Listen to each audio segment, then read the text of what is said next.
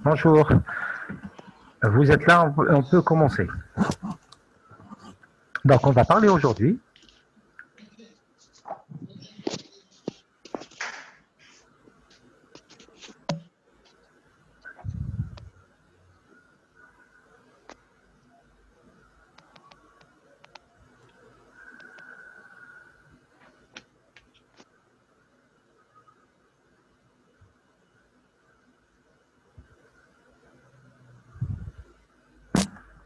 donc nous allons parler des infections sexuellement transmissibles.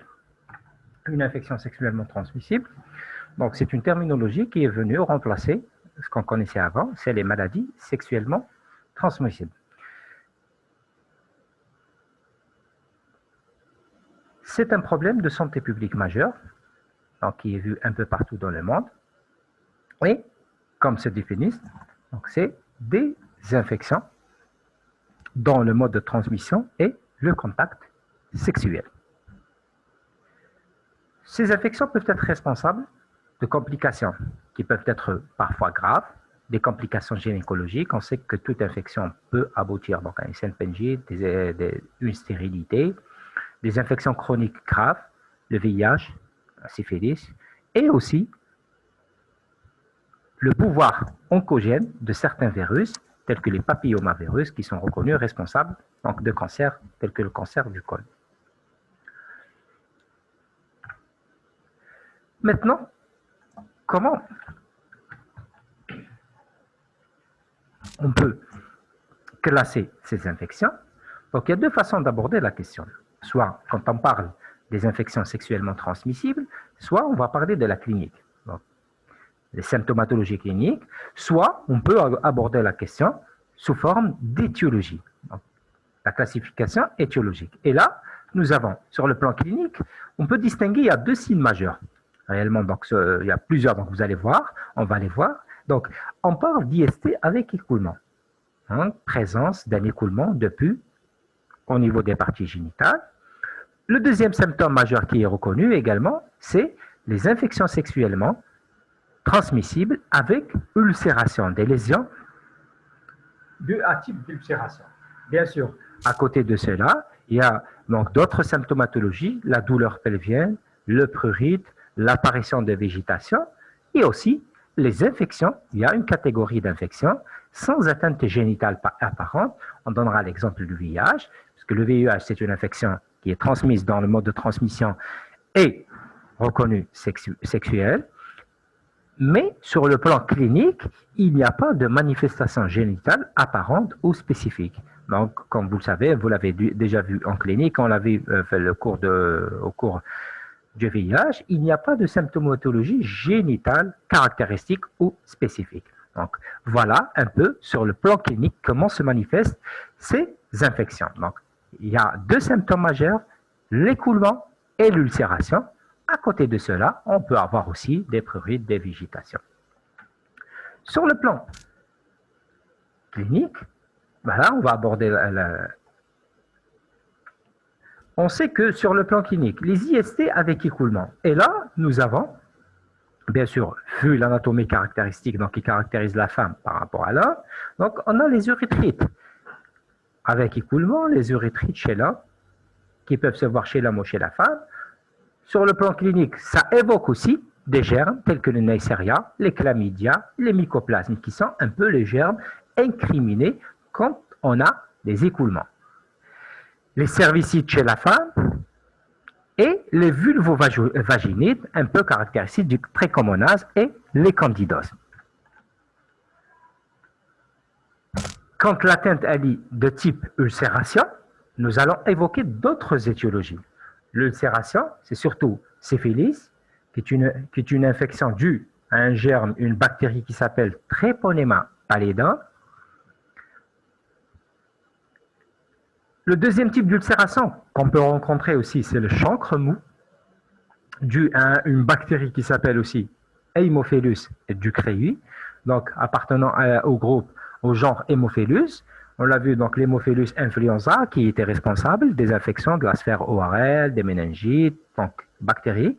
Maintenant, cette Haemophilus ducreyi est responsable d'une ulcération, donc le chancre mou caractéristique rencontrés au cours des infections sexuellement transmissibles qui se manifestent par des ulcérations. À côté de cela aussi, il y a l'herpès génital. On sait que l'herpès simplex, le virus, donc c'est un virus responsable. Donc, on le voit, l'HSV1, il y a deux types, l'HSV1 et l'HSV2, particulièrement l'HSV2 qui est responsable d'infections génitales. Nous avons les Klebsiella ou ce qu'on appelle les Calimobacterium granulomatis, responsable de la donovomatose ou le granulome inguinal, et aussi les lymphogranulomatoses vénériennes aux maladies de Nicolas Favre. Pour les autres infections, avec douleur, on peut avoir plusieurs. La salpingite, l'endométrite, le prurite, ça évoque aussi les candidoses. Avec végétation, c'est les verrues dues au papillomavirus. Et enfin, les IST sans atteinte génitale apparente, on parle de l'HBV, le VIH, donc l'hépatite C et l'hépatite B. Donc l'hépatite B, le VIH et l'hépatite C qui sont reconnus comme infections pouvant être transmises par voie sexuelle, mais dans la symptomatologie principale, c'est atteinte ailleurs, il n'y a pas de caractéristiques ou de localisation génitale apparente. Maintenant, quand on veut parler sur le plan étiologique, on peut classer, quand on veut parler aussi des IST, on peut parler aussi des bactéries, et on va rappeler l'hémophilus, le gonocoque, les mycoplasmes, les chlamydies. Il y a les virus, le VIH, les hépatites, le virus des hépatites. Il y a le virus herpès simplex, qui sont des virus reconnus responsables. Et bien sûr, à côté de cela, il y a tout ce qui est parasito, donc responsable d'infections sexuellement transmissibles. Maintenant, on aborde la deuxième, donc la partie, quel est le rôle du laboratoire dans le diagnostic de ces infections sexuellement transmissibles. Bien sûr, on n'a pas besoin de rappeler, donc quand on fait un diagnostic, nous avons besoin de prélèvement. Et là, pour le prélèvement, essentiellement, il doit se faire au niveau des zones génitales infectées, de l'homme ou de la femme. Au besoin, on a recours à des prélèvements de la région anale ou de la région oropharyngée. Bien sûr, ces prélèvements doivent se faire en absence de toilette, et on va dire pourquoi, toute antisepsie, parce que certaines bactéries, je citerai par exemple le Treponema pallidum, c'est une bactérie très fragile. Donc, quand on fait des prélèvements, si on applique des antiseptiques sur la lésion, le Treponème, donc donne syphilis, syphilis c'est une ulcération. Donc, si on veut faire un prélèvement de cette sérosité ou tout ce qu'il y a comme produit pathologique, si on applique des antiseptiques, on risque de tuer la bactérie et bien sûr, en règle majeure, en absence de tout traitement antibiotique.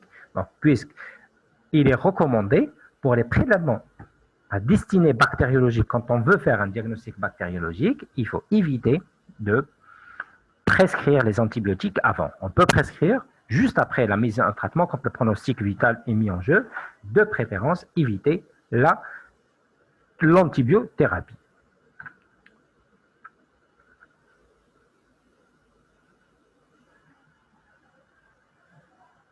Chez l'homme, on peut pratiquer la spermoculture. Le prélèvement de sperme se fait le matin après, donc au bout de 3 jours d'abstinence sexuelle. Donc c'est un prélèvement aussi qui peut être préconisé, qui peut être indiqué afin de faire un diagnostic d'une infection sexuellement transmissible. Chez la femme, donc, on peut indiquer aussi des prélèvements cervico-vaginaux, des prélèvements vulvaires et aussi des ulcérations génitales qu'il faut recueillir au niveau du chancre génital, au niveau de l'adénopathie.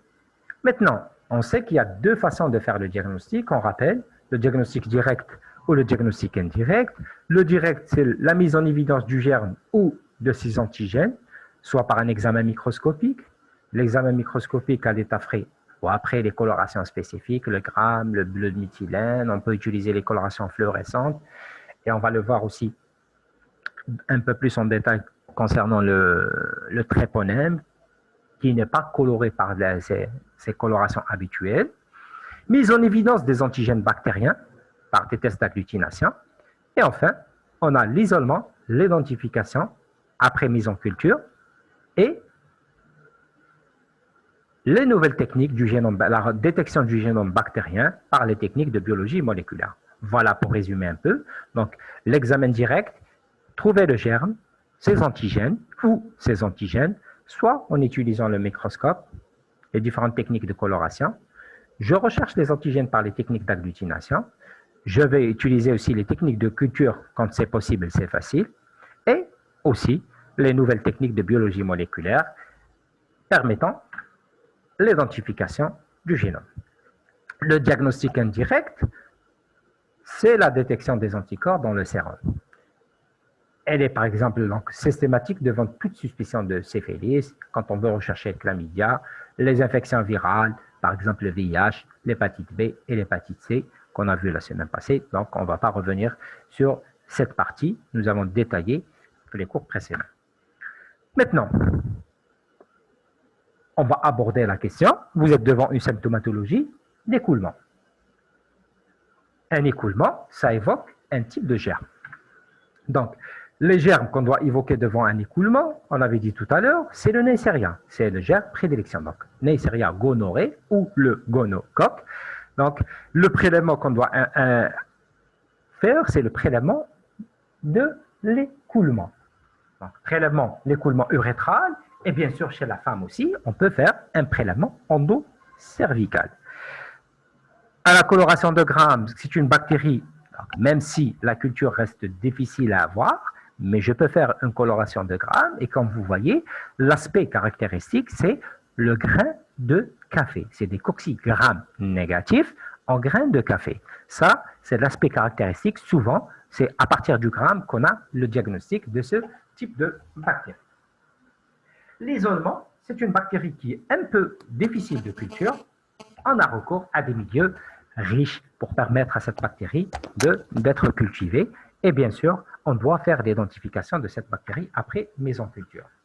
Le deuxième germe, quand on a des écoulements, on doit évoquer les chlamydia. Chlamydia de sérovar, DAK. Voilà, donc sur ce tableau, vous voyez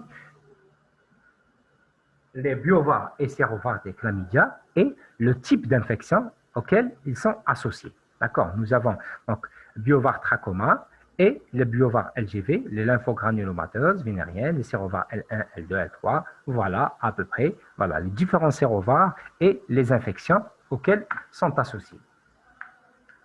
Donc, c'est une bactérie de très petite taille, à parasitisme intracellulaire, obligatoire. C'est l'une des caractéristiques de ce type de bactérie. Et cette bactérie existe sous deux formes, les corps élémentaires et les corps réticulés. Donc, voilà un peu le schéma qui résume un peu l'évolution de cette bactérie entre les deux formes, forme élémentaire et les formes infectieuses. Donc, la forme élémentaire, la CE, c'est la forme infectieuse. La mise en évidence de cette bactérie. Maintenant, je suis devant une symptomatologie ou un écoulement. J'évoque le chlamydia. Quels sont les prélèvements? Donc, je dois rechercher les antigènes bactériens par des techniques d'immunofluorescence. Donc, pour le laboratoire, je dois indiquer donc, la mise en évidence des antigènes bactériens. Je peux rechercher aussi en culture cellulaire, mais qui reste une méthode très lourde et n'est pas facile à appliquer au niveau des laboratoires. Elle est très longue et très lourde.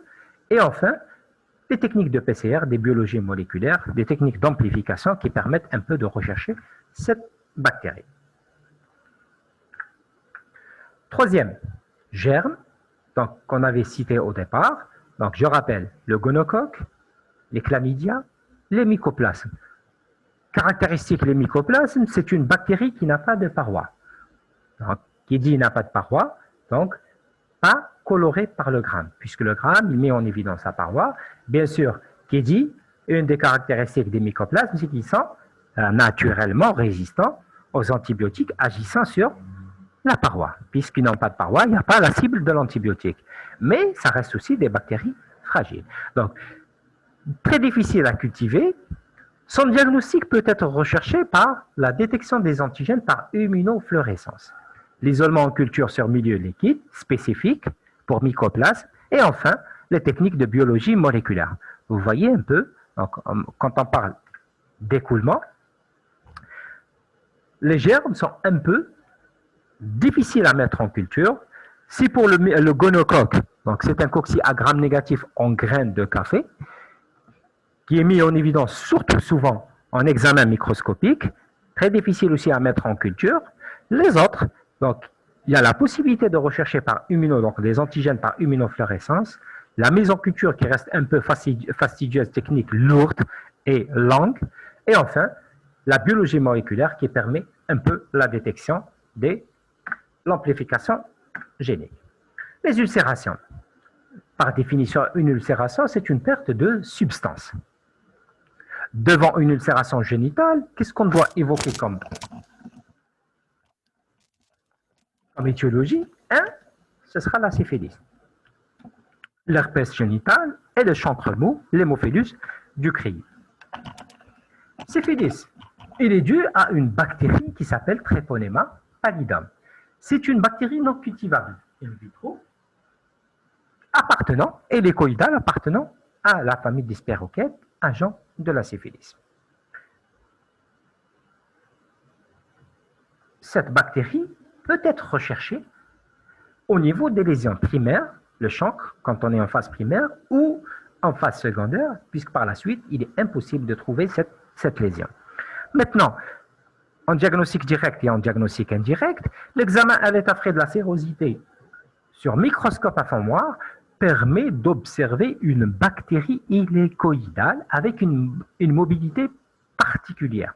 D'accord? Donc, on observe, on voit que c'est une bactérie un peu d'aspect, un peu caractéristique, et il n'est pas colorable au gramme ou au microscope optique. On doit utiliser un microscope à fond noir. Bien sûr, on sait que la syphilis évolue en différents stades. Après des périodes d'incubation, une phase primaire, on voit le chancre avec l'adénopathie, et puis phase secondaire, la phase tertiaire, et enfin, avec différentes complications qui peuvent se voir. Et aussi, on a aussi la syphilis congénitale. Donc ça, je passe rapidement. Voilà un peu sur le plan évolution par rapport au temps. Maintenant, comment on fait le diagnostic? Le diagnostic, il est sérologique de la syphilis. C'est la détection des anticorps. Maintenant, pour le diagnostic, on a deux types de réactions. Les réactions du groupe, ce qu'on appelle les tests non spécifiques. Il s'agit par exemple du VDRL. Et le groupe 2, c'est ce qu'on appelle les tests spécifiques, le TPHA. C'est le Treponema pallidum héma-agglutination, ou le FTA absorbant, c'est le fluorescent treponème antibody absorbant. C'est-à-dire, quand on veut faire le diagnostic d'un test de la syphilis, on a recours à deux types de tests de chaque groupe. Un test non spécifique et un test spécifique. Donc, la détection d'anticorps permet le diagnostic, situer l'infection et bien sûr suivre l'évolution sous traitement. Donc, en pratique, qu'est-ce qu'on demande pour faire le diagnostic d'une syphilis? Je demande un test VDRL et un test TPA.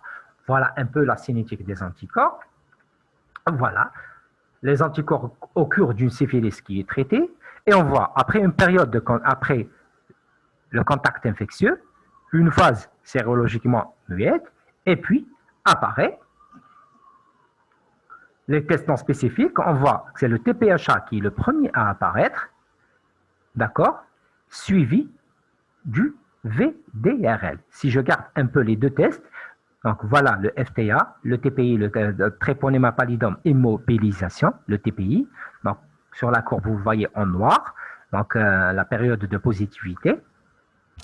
Et on voit, si on garde les deux tests qu'on utilise en pratique, voilà, on a le TPHA qui est le premier paramètre à se positiver, suivi du VDRL. Quand la syphilis elle est correctement traitée, vous voyez que le VDRL, c'est le premier paramètre à se négativer au bout du 3e, 4e mois. Et puis, suivi du TPHA un peu plus tardivement. Donc, sur la courbe, on situe un peu la cinétique des anticorps. Et là,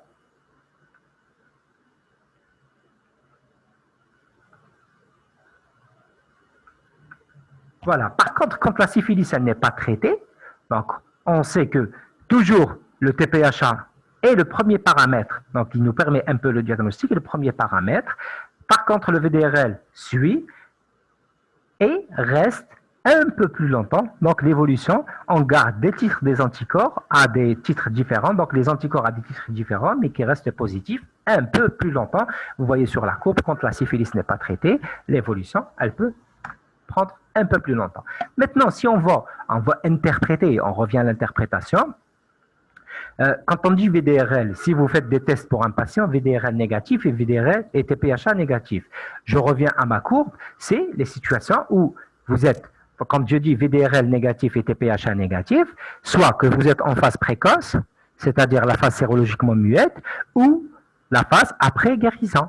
D'accord? C'est-à-dire que mon patient, il peut être en phase de guérison, il peut être en phase précoce. Vous avez fait le prélèvement après 1 jour ou 2 jours après la contamination, il n'a pas eu encore les anticorps, ou absence carrément de syphilis s'il n'a pas de contact multipartenariat, qui sont les facteurs de risque d'une syphilis positive. D'accord? Donc, absence de syphilis, une contamination récente, sans signe clinique évocateur, et bien sûr, dans cette situation, on peut demander à faire un examen si le patient présente des facteurs de risque, multipartenaires, etc.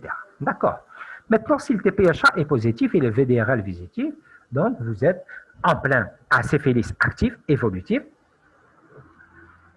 Le VDRL est négatif et le TPHA est positif, c'est la syphilis primaire. Donc, on revient à notre courbe. Si vous voyez en notre courbe, on avait dit que le TPHA, c'est le premier paramètre. D'accord? Donc, vous allez, donc là, sur la courbe, le TPHA est positif, c'est la première phase. Avant, on est en phase précoce de l'infection, avant l'ouest, où vous êtes sur la courbe, vous voyez, puisque le VDRL, c'est le premier paramètre à se négativer, il devient négatif et le TPHA. Donc, on est sur la courbe au niveau de 2 phases, soit phase précoce ou phase tardive, phase de guérison. Quand on a le VDRL, par contre, VDRL positif et TPHA négatif, c'est absence de trait, car c'est des faux positifs. On rappelle que le TPHA, c'est un test spécifique, le VDRL, c'est un test non spécifique. Quand on est devant cette situation, il faudra, on sait que le VDRL, il n'est pas spécifique, il n'est pas pathognomonique d'une infection. Donc, à tréponème, dans cette situation, il faudra s'assurer que le TPHA reste négatif. C'est défaut positif. Voilà, un peu pour le tréponème. Deuxième bactérie à évoquer devant une ulcération, c'est le chancre mou, c'est l'Hémophilus ducreyi. L'Hémophilus ducreyi est responsable du chancre mou. C'est un bacille à gram négatif très exigeant. Vous le voyez, la culture, elle se fait sur gélose riche. Donc, c'est une gélose de chocolat, ce qu'on appelle le chocolat communément, mais vous la voyez, c'est une gélose multivitamine additionnée polyvitex. La coloration MGG, donc, elle montre des bacilles en chaîne de bicyclette. D'accord, vous voyez, ça ressemble à des bacilles à gram négatifs en chaîne de bicyclette, nécessitant des milieux de culture spécifiques. Troisième étiologie à évoquer, c'est les herpès. Donc, tréponème, pallidum, on sait les méthodes diagnostiques. Le chancre mou, c'est l'Hémophilus ducreyi avec bacille à gram négatif. Et enfin, on sait que l'herpès simplex, le type 1 et 2, l'HSV1 et l'HSV2, qui sont surtout l'HSV2 qui est le plus fréquemment impliqué des infections génitales. Donc, l'HSV1, il est responsable de ce qu'on appelle l'herpès labial. Donc, on a le 1, en gros, c'est l'herpès labial, et le 2, c'est au niveau génital. Voilà les lésions qui peuvent être rencontrées avec les deux types de HSV1 et HSV2. Le HSV2, il est plus impliqué dans les atteintes génitales, des types d'ulcération. Sans diagnostic, donc on sait que le diagnostic, il peut se faire soit le virus, donc on sait que pour le diagnostic des infections virales, on a recours à l'immunofluorescence sur les sérosités pour déterminer le type 1 et le type 2, la mise en culture cellulaire et bien sûr la détection de l'ADN viral par des techniques de biologie moléculaire. Le chlamydia, L sérotype est responsable, les L1, 2, 3 sont responsables de ce qu'on appelle des LGV, lymphogranulomatose vénérienne ou la maladie de Nicolas Favre. Le diagnostic, se fait par ce qu'on a vu tout à l'heure et on peut rajouter aussi le diagnostic sérologique.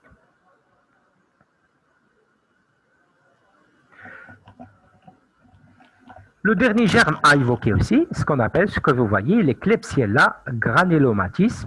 Donc, c'est le corps de Donovan. La bactérie, elle est visualisée à partir d'un frottis. C'est un petit bacille qui peut ressembler à Klebsiella, mais dans la culture n'est possible que sur le système cellulaire.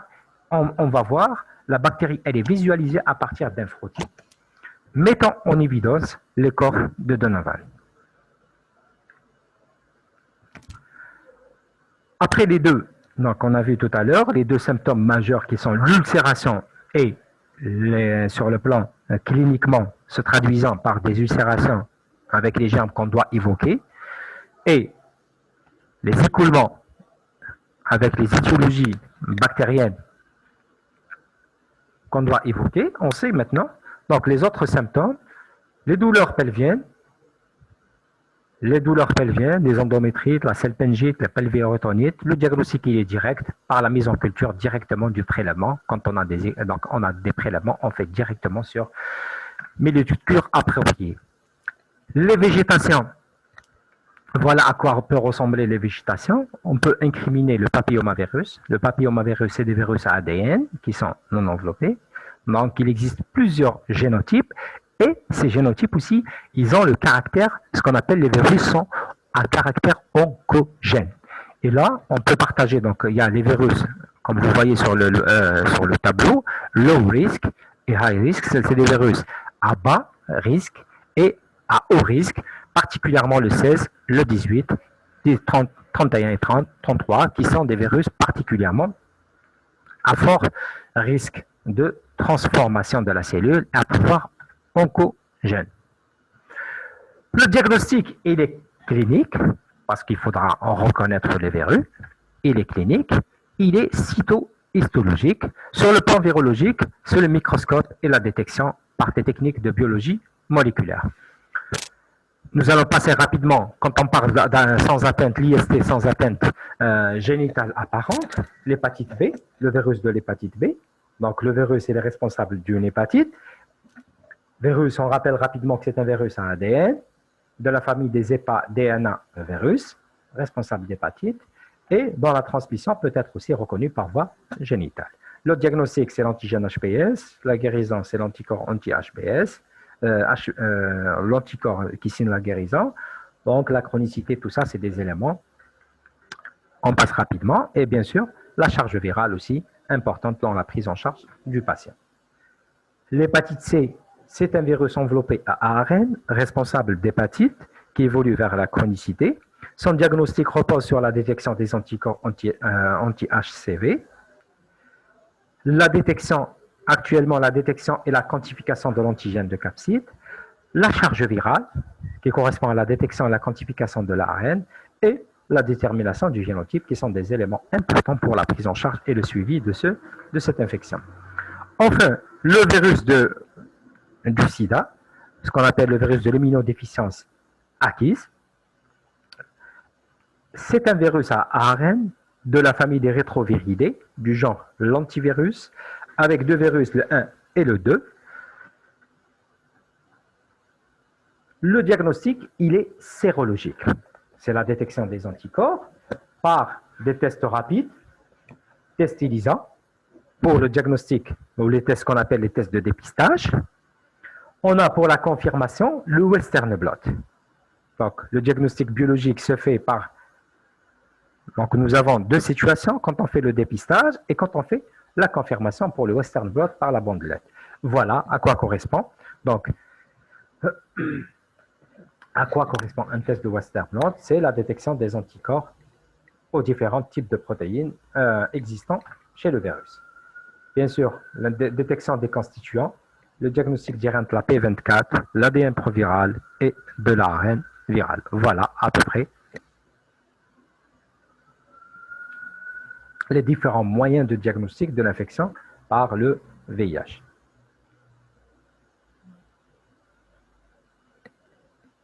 Voilà, deux mots rapidement pour dire que le trichomonas aussi, qui c'est un germe, donc même s'il fait partie des parasites, donc c'est un germe aussi fréquemment impliqué dans les infections.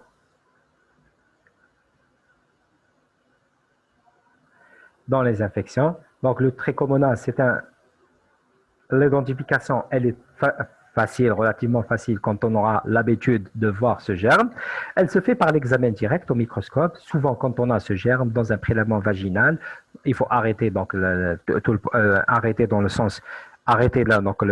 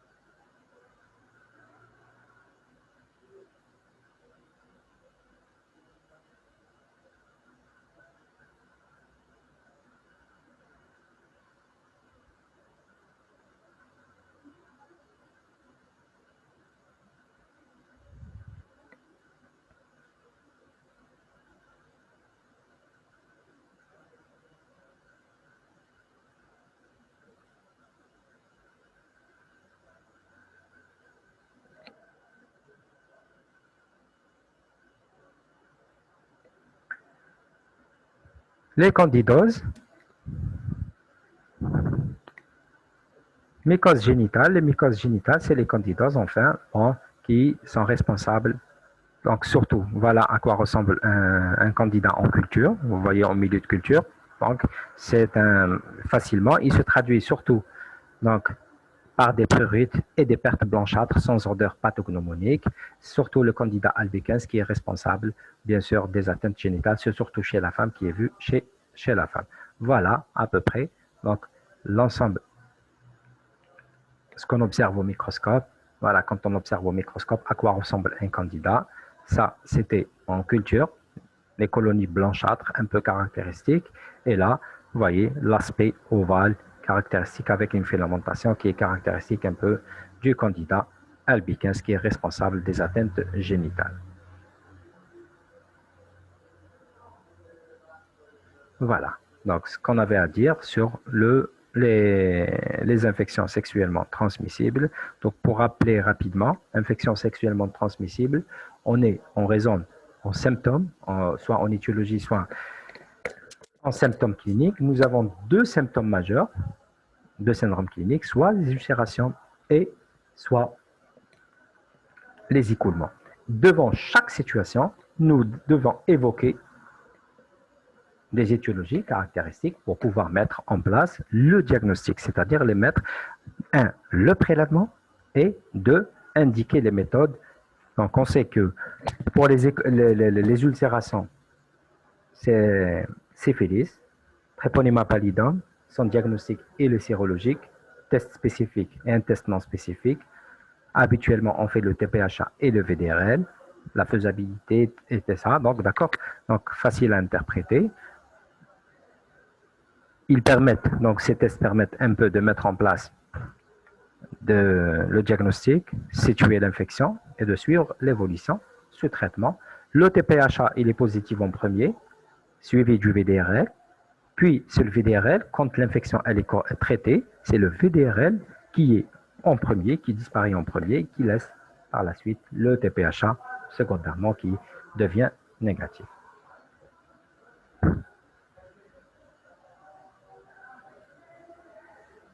Voilà, donc on arrive à la fin. Merci pour votre attention et à bientôt.